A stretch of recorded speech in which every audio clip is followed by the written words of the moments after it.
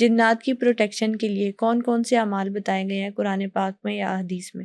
اللہ اکبر، قرآن پاک سارے کا سارا جو ہے وہ باعث برکت اور باعث شفا ہے۔ کوئی شک نہیں۔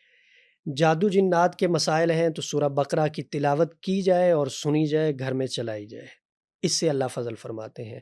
آیت الکرسی جو ہے یہ اللہ رب العزت نے حفاظت کا بہت بڑا ہتھیار ہمیں عطا فرمایا ہے، اور سورہ بقرہ کا جو آخری رکوع ہے کیا لاجواب رکوع ہے، اس کی سبحان اللہ۔ آیات کیا کمال کی ہیں۔ اگر کوئی بندہ صبح پڑھ لیتا ہے تو سارا دن محفوظ، شام کو پڑھے گا صبح تک محفوظ رہے گا۔ سورہ حشر کی آخری جو آیات ہیں، اللہ کے نام ہیں، اسم اعظم ہے ان آیات میں، ان آیات کو پڑھنے والا بندہ اگر صبح پڑھے گا شام تک محفوظ رہے گا ہر اعتبار سے، اور اللہ کی رحمت نازل ہوتی رہے گی۔ سبحان شام اللہ۔ کو پڑھے گا صبح تک محفوظ رہے گا ہر اعتبار سے، نظر سے بھی حفاظت، بندش سے بھی حفاظت، جادو سے بھی حفاظت، جنات سے بھی حفاظت۔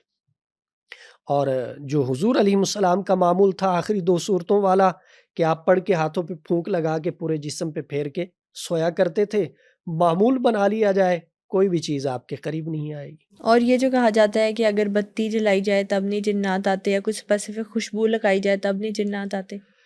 اس میں یہ ہوتا ہے کہ آپ اگر بتی لیں اس کے اوپر پڑھائی کریں، عامل جو ہوگا وہ اپنا علم پڑھے گا، اگر اس کے پاس چہل کاف ہے تو وہ چہل کاف پڑھے گا، اس کے پاس 7 سلام ہے وہ پڑھے گا، آیت کتب ہیں وہ پڑھے گا، سورہ فاتحہ کا عامل ہے وہ پڑھے گا، سورہ اخلاص کا عامل ہے وہ پڑھے گا، سورہ فلق اور ناس کا عامل ہے وہ پڑھے گا، حزب البحر کا عامل ہے وہ پڑھے گا۔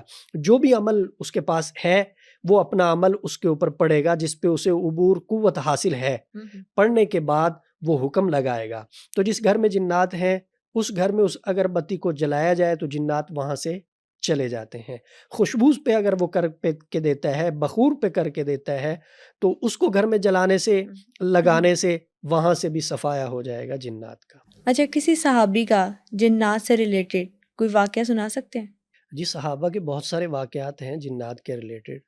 ایک حضرت خالد بن ولید کی طرف ہے، تاریخ ابن عساکر میں یہ واقعہ لکھا ہے کہ آپ تبلیغ کے لیے نکلے تو ایک قبیلہ تھا جنہوں نے جنات کے بت بنائے ہوئے تھے اور ان کی پوجا کرتے تھے، اور علاقہ انہوں نے خالی کروایا ہوا تھا کہ یہاں جنات ہیں، اور وہ یہ سمجھتے تھے کہ جنات ہماری حفاظت کرتے ہیں۔ قرآن پاک میں بھی ہے کہ لوگ جنات کو اللہ کا شریک ٹھہراتے ہیں، فرشتوں کو بھی اللہ کی بیٹیاں کہتے ہیں۔ نعوذ باللہ۔ ان کا عقیدہ بھی یہ تھا کہ یہ جو جن ہیں یہ ہماری حفاظت کرتے ہیں، ہم ان کی عبادت کرتے ہیں۔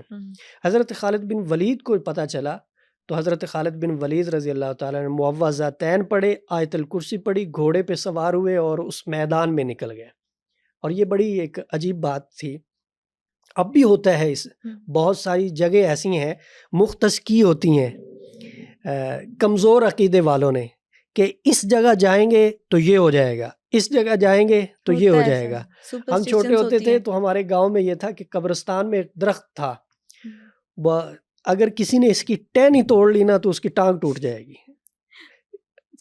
کوئی اس جگہ پہ داخل ہو گیا نا تو اس کا یہ نقصان ہو جائے گا، اور سارا گاؤں ڈرا ہوا تھا، سہما ہوا تھا، کوئی مطلب اس طرف نہیں جاتا تھا۔ ان کا بھی یہی عقیدہ تھا کہ اس جگہ میں جو داخل ہوگا یہ اس کو نقصان پہنچائیں گے۔ حضرت خالد بن ولید رضی اللہ تعالیٰ نے گھوڑا دوڑا دیا، آپ صحیح سلامت وہاں پہنچ گئے۔ پھر آپ نے آیت الکرسی پڑھی اور ساتھ میں ان کے جو بت تھے ان کو توڑا ان کے سامنے، اور پھر آپ نے ان کو بتایا کہ دیکھو ہمارے پاس اللہ کا کلام ہے، میں نے اللہ کا کلام پڑھ کے یہ کیا ہے تو مجھے کوئی نقصان نہیں ہوا، لہٰذا آپ بھی اپنے عقیدے کو بدلیں۔ ان کے عقیدے کو تبدیل کیا، اور ساتھ میں ہمیں درس اور سبق دیا کہ جنات یہ بھاگتے ہیں تو اللہ کے کلام سے بھاگتے ہیں، بے شک یہ بھاگتے ہیں تو اللہ کے نام سے بھاگتے ہیں۔ اب دیکھیں حضرت عمر رضی اللہ تعالیٰ عنہ کو حضور علیہ السلام نے فرمایا تھا کہ عمر شیطان تمہیں دیکھ کے راستہ تبدیل کر لیتا ہے۔ سبحان اللہ۔ اور ایک جگہ ہے کہ جن اور شیطان حضرت عمر رضی اللہ تعالیٰ عنہ سے بھاگتے ہیں۔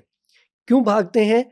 کہ ان کے اندر روحانی ہیبت تھی، ان کی ایمانی قوت کی وجہ سے ان سے بھاگتے تھے۔ تو جس کے اندر روحانی قوت ہوگی، ایمان مضبوط ہوگا، ایمان کی روشنی ہوگی، جنات کبھی بھی اس کے قریب نہیں آئیں گے۔